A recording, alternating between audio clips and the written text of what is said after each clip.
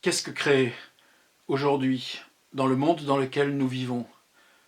C'est proposer de temps à autre, dans un acte de résistance, non pas modeste, mais mineur, un signal, un livre, une œuvre d'art, qui émettra une faible lueur vaine et gratuite dans la nuit. Cela faisait plusieurs mois que je tournais autour de cette idée, de cette interrogation, de ces questions. Le livre de Didi Huberman, Survivance des Lucioles, a été pour moi cette luciole. Ce que le livre de Didi Huberman m'a fait comprendre, c'est que ce n'était pas l'obscurité du monde qui m'entourait, le problème. C'était au contraire son trop-plein de clarté.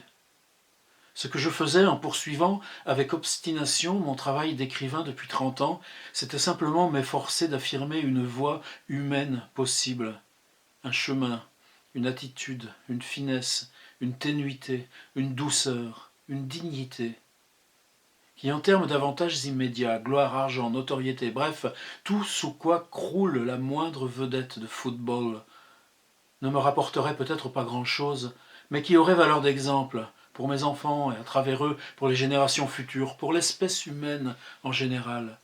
Malgré les difficultés, malgré l'âpreté de la tâche, il fallait persévérer, ne pas dévier de ma voie, me tenir à l'écart du vacarme et de l'agitation du monde, ne pas me laisser éblouir par l'aveuglante clarté des féroces projecteurs qu'évoque Georges Didier Huberman. Les projecteurs des miradors, des shows politiques, des stades de football, des plateaux de télévision. Non pas que je rejette la lumière ou la craigne, mais j'ai besoin pour créer d'ombre, de silence et de solitude. À la fin de son livre, Georges Didier Huberman évoque le livre d'Hannah Arendt, de l'humanité dans de sombres temps. Et je retiens l'expression sombre temps, qui se répand comme un baume apaisant sur ma morosité. D'une manière générale, je n'aime pas les jérémiades, j'évite de porter des jugements dépréciateurs sur l'époque, même quand j'ai mal aux dents. Aux grincheux qui se plaignent de leur temps, je rappelle la citation de Beckett dans En attendant Godot. Voilà l'homme tout entier, s'en prenant à sa chaussure, alors que c'est son pied le coupable. Mais j'admets que les temps sont sombres aujourd'hui, en Europe. Où est l'idéal? Les faux-semblants nous leurrent, les repères nous abusent. Même les faisceaux des phares les plus puissants tournent sans laisser de traces dans la lumière aveuglante de la vulgarité. Alors que dire des fragiles lueurs des lucioles? Comme le dit Hannah Arendt, l'homme est bien dans la situation de celui qui est confronté à un temps où le domaine public a perdu le pouvoir d'illuminer, un temps où nous ne nous sentons plus éclairés selon l'ordre des raisons, ni radieux selon l'ordre des affects. Et Georges Didier Huberman de conclure « Voici donc ce que quelques-uns dans une telle situation auront choisi de faire, se retirer hors du monde de la lumière, tout en travaillant à quelque chose qui pût être encore utile au monde, une lueur en somme. »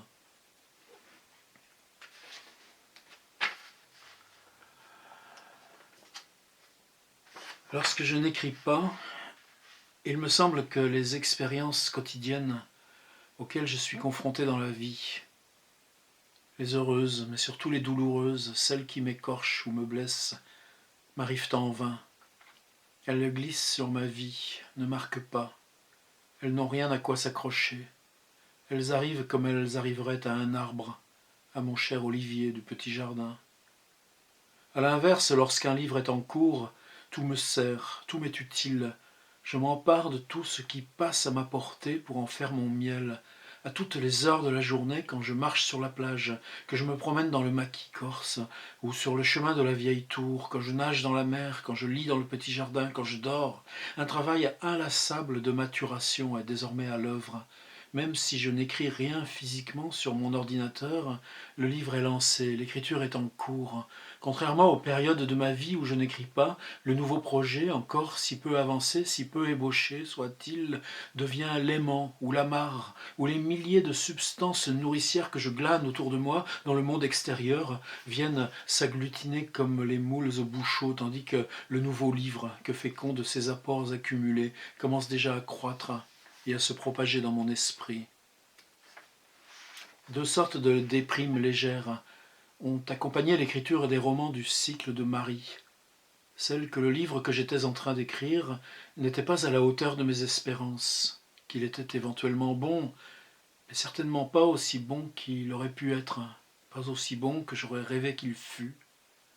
Et celle au contraire, qu'il était très bon, mais tellement bon justement qu'en comparaison le monde réel perdait toute saveur, que j'avais atteint de telles profondeurs aquatiques dans son écriture, que j'avais parcouru de tels territoires sous-marins, lointains, ténébreux, enchanteurs, que j'avais fait de telles découvertes en moi-même, et que je revenais chargé de tels trésors, que le monde véritable ne pouvait que me décevoir quand je remontais à la surface.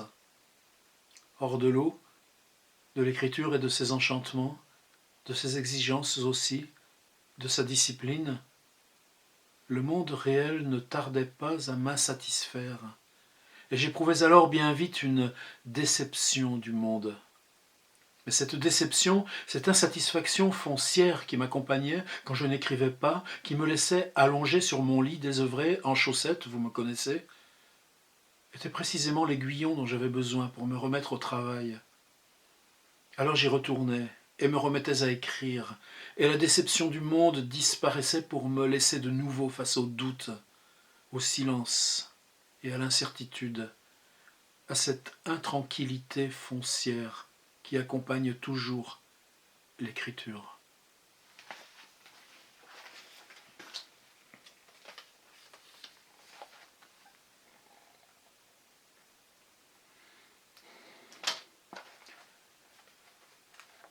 Quand Jean-Philippe Toussaint annonce qu'il parle du football, il faut bien se douter qu'il vous cache un sacré tour derrière. C'est chez Minuit, ça vient de paraître.